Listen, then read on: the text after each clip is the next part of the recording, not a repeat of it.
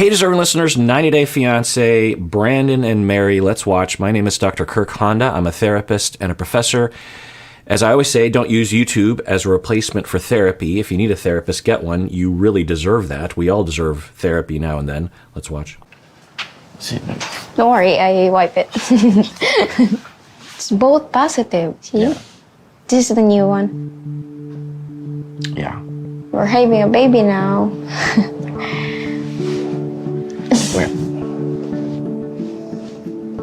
Wow, I think we've skipped forward. He has a different haircut, so I'm wondering if this is a lot of time has passed or something. But anyway, so she's pregnant. All right, they're not engaged yet, I don't think. By the way, I didn't show this scene where they were arguing about they're struggling with money and worried about that, and he wanted to ask her grandfather for a loan. And she was saying, no, he's already given, don't ask Grandpa for a loan because he's already given me so much. You don't understand.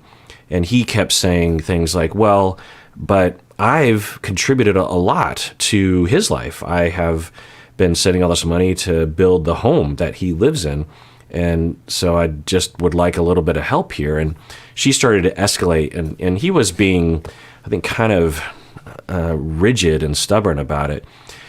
Her response was to try to say, no, don't ask him. He's already given me so much. He's paid for my college. And, those are good points, but they weren't necessarily addressing what he was asking for. She started to have more and more anxiety. And then he noticed that and was a bit of a jerk face through that. But then eventually, I think, was able to get things calmed down a little bit. And then she was able to say, after all that, well, what did she say? She said something like, I would feel guilty if I asked him for a loan, something like that. So that is great because this is something we can all learn from. All of us have this problem. I do, you do, we all do. I'm going to take that guess that y'all do. That when we are in a situation where, let's just take our partner, our spouse is asking us for something, like, hey, let's go on a vacation with my family, or hey, let's buy a house, or hey, let's renovate the living room, or whatever, just things that could have a lot of consequences that the other person wants to do. And what will often happen is that on the inside, we have an emotion, we have some reaction to it of threat or danger or dislike or discomfort or fear or pain or something. And we will not necessarily notice that, but we will find ourselves not wanting to do it. But we don't have a reason enough to just say, no, I'm not going to do that. That's ridiculous. So we'll come up with a lot of different reasons why it's not going to work. Like say it's the living room. Let's renovate the living room. And so, say my wife says, let's renovate the living room. And I say something like, well, we just renovated the basement not too long ago. Okay, to say that, it's not necessarily a justification. When I'm saying that, it's like, we just renovated the basement 2 years ago. The message, I'm just pointing something out that we both know. But my message is, let's not renovate the living room. But let's say to my wife, she's like, well, yeah, that was 2 years ago. And what does that have to do with the living room, And then she might come back with something like, well, that was 2 years ago. I think we're okay now. And then I say something like, but, things are really expensive these days or something. And then she might say, well, how do you know how expensive things? You don't even know what we're going to do to renovate it or something. And then I might say, well, I've been really busy with work lately. And then my wife says, well, again, what does that have to do with us renovating the living? I'm not even saying let's do it tomorrow. I'm saying let's just do it at some point. Okay, so I'm throwing out all of these oppositions. I'm trying to get my wife to not want to do this. But I haven't investigated what's really happening for me. And in this hypothetical, I might investigate and find that what's really happening for me is that I am worried about, I'm just trying to imagine what I'd be worried about. Well, let's say that I have been worried about money lately, but I haven't talked about it with her. And I am privately, and let's say that as a man, I feel like it's my fault or I can't bother other people with it. It's my responsibility to make sure that our money situation is completely okay. And I've been struggling quietly with it. I haven't let her in on that. And I am suffering in this way. And then when she says, without knowing the landscape, about what I'm worried about, she says, let's renovate the living room. And I'm suddenly just like, oh my God, money. No, panic, panic, panic. But I don't notice that or voice it. I just say, hey, we renovated the living room two years ago. So I'm not communicating what is really happening for me. And I think that's what was happening for her in that scene, because she kept bringing up all these points of not asking Grandpa for money. But in the end, once she crested the hill of anxiety and came back down, she said, I can't remember exactly what she said, but it was something along those lines of like, I would feel guilty if I asked Grandpa, or I'm not comfortable asking him, or something like that. And then he relented. He's like, oh, well, okay, then I guess we won't ask him for money. So if I were to, with my wife, say, okay, so when you talk about renovating the living room, I have to tell you, I've been privately afraid. This is not your fault. It's mine. I didn't tell you. But I've been like terrified about money lately, whether it's rational or not. And I don't know what to do necessarily. And I didn't want to bother you with it. And I have a lot of shame gender-wise about this. And I guess deep down, I'm worried you're going to leave me if the money situation isn't resolved. And when you bring up the living room, all I think about and focusing on is that it'll cost money, and that is terrifying to me. So I am my first reaction is to resist this whole thing, because that's what I've been living with this whole time. Well, so if I said something like that, or even a quarter of that, my wife, because she has a heart, will react differently than if I said something like, well, we just renovated the basement 2 years ago. Because that's not a valid point. That just erases what she wants, right? So then she would say, oh, okay, there's a different reaction. So when we know our emotions and can voice them without being accusatory or hostile, our people in our life will have their empathy engaged. They will have a natural desire to help you with that, or to accommodate your feelings into their communication. It doesn't mean that my wife would give up on the renovation, but at least now she knows the landscape. As she moves forward, she knows, oh, I should probably watch out for his anxiety about this. And now that I've voiced things, maybe I could say, hey, I guess I do need help, or at least emotional help around this topic of money. And she did that, which is great. And that's a very good sign. And it's a blessing, so I'm happy for it. I'm just done showering, and I took the pregnancy test, and it came out positive. I'm so happy. Brandan is sleeping right now, so I can't tell him.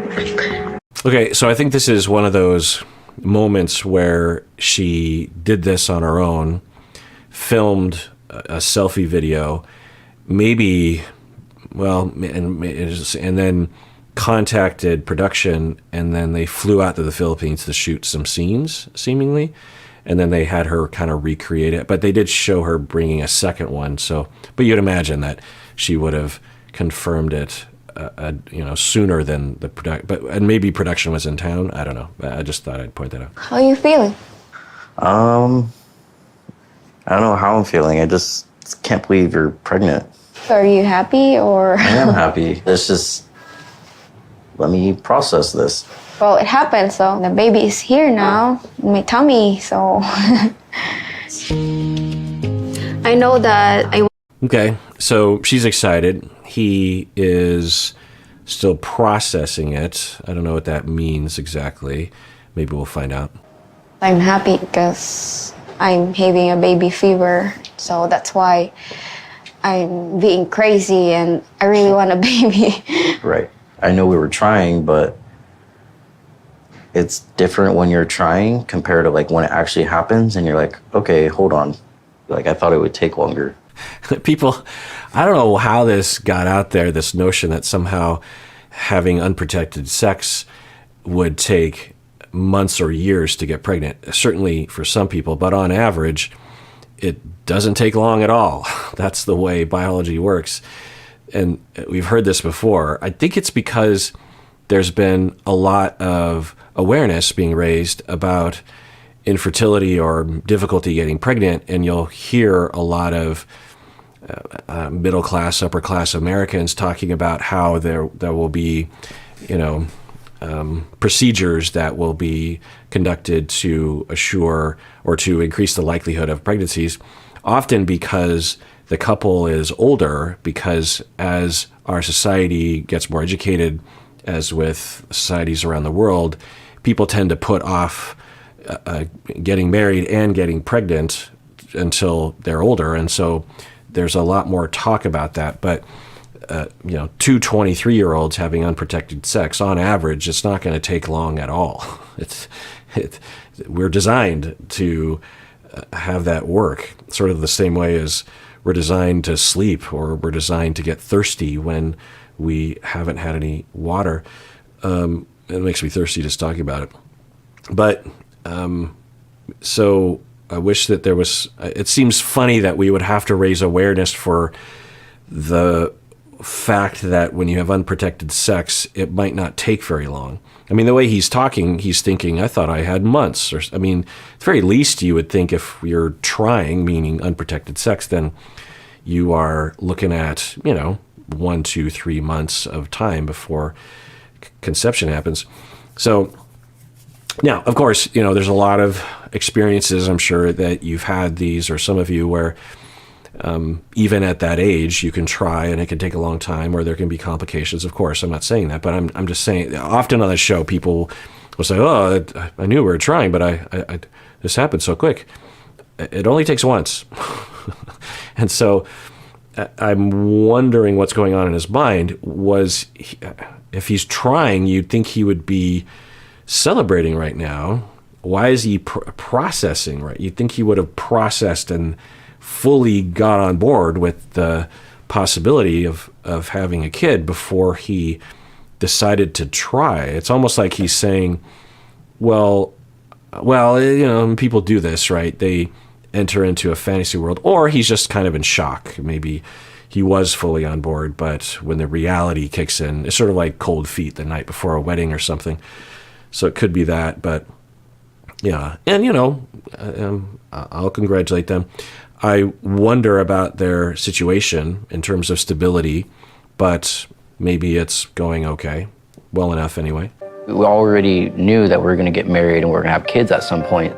And I've been waiting over 2 years to be with this woman and be intimate with her. So when she made the choice to kind of like pop the cherry, I was fully on board.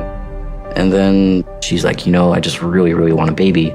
Yeah, I was wondering about that he really wanted to have sex, and maybe even in the throes of that desire was having this conversation and was like, yeah, let's have kids. Let's have unprotected sex. Let's do it.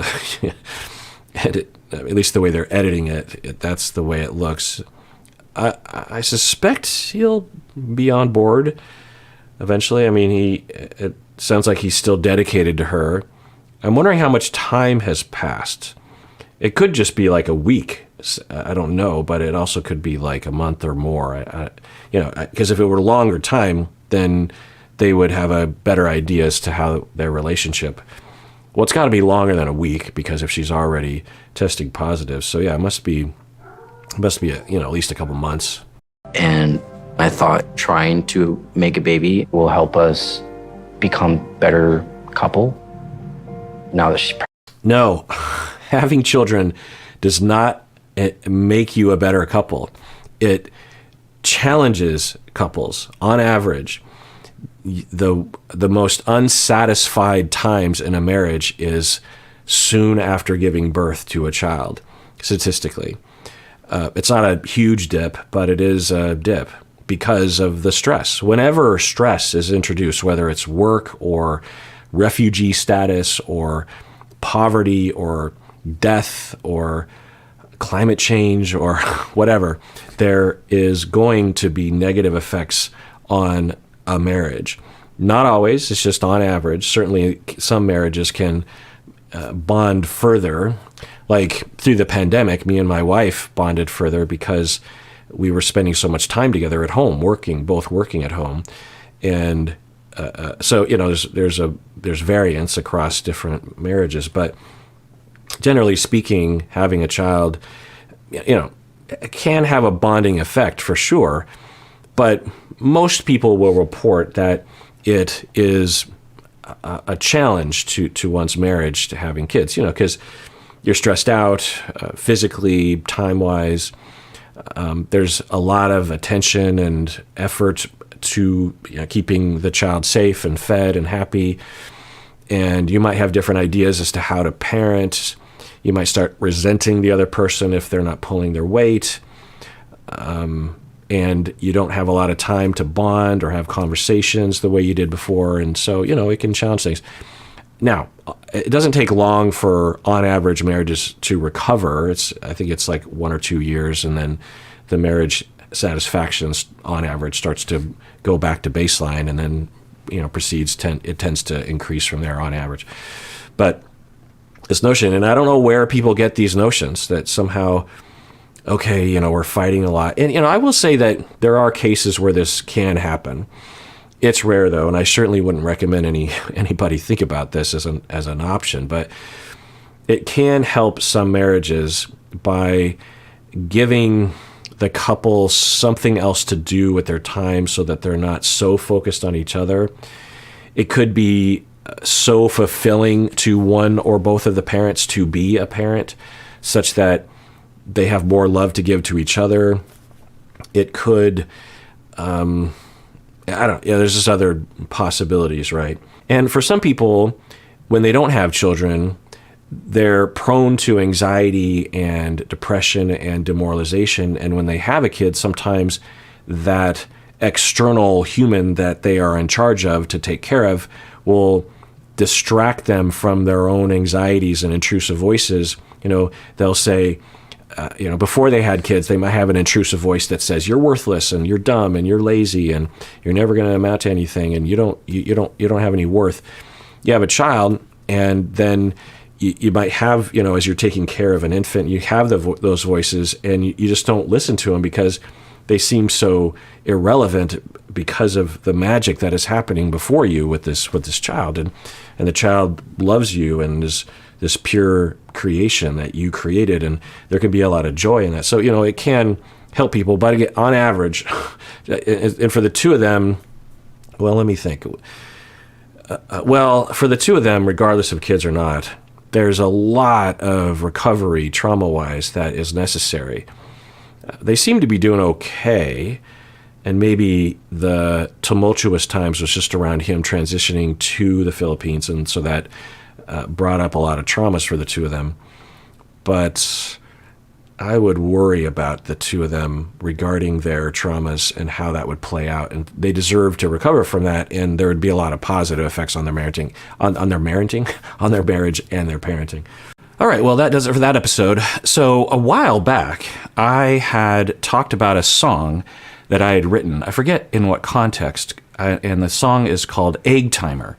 And I think I was referring to the phenomenon that I see in humans, in which in a relationship, there's often an egg timer that will go off eventually, and the person will fall out of love with the other person, or just feel unmotivated to be in the relationship for some reason. And of course, that can be related to, anyway, I thought I'd sing the song, but that's why I had the start.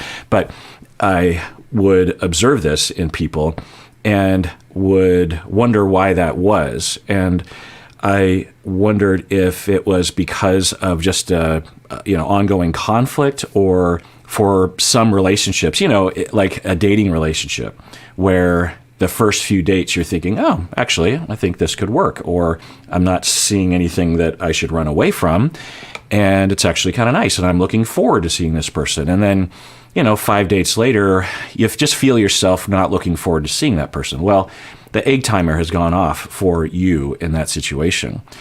Or the egg timer goes off a year later, and you're not really in conflict with your partner, and there's nothing really horrible about your partner, but you wake up one too many morning, there's a number of mornings where you wake up and you're just like, I don't know, I'm not really into this. And I think that's when your egg timer goes off. So I wrote the song about that. I haven't sang this song in a while. And, just imagine the whole band and the drums and the bass and all that stuff. Seems I'm alone with her now and then, never long as I prefer. Always insecure like the rest, but you're the best, well for now. The egg timer has reached the end, now it's time to say goodbye. Bye, bye, bye, bye, bye, bye, bye, bye. It's, that's most of the song. It sounds a lot better with the band. That's a very drum heavy and bass heavy song. The band that I am in and was in when I wrote this song, I would sing and play guitar, so I couldn't really play much on guitar because I have to concentrate on both things. So the bassist, who was awesome, he would fill in all these awesome little harmonic bits and rhythmic bits, and the drummer was really good at writing drum parts that were musical, if you will. So, and if you want to hear other songs by my band, it's called Bread Knife Incident, and it's on Spotify. We never recorded this song, though. We wrote it and performed it, but we never recorded it for some reason. And everyone out there, please take care of yourself because you deserve it. You really, really do.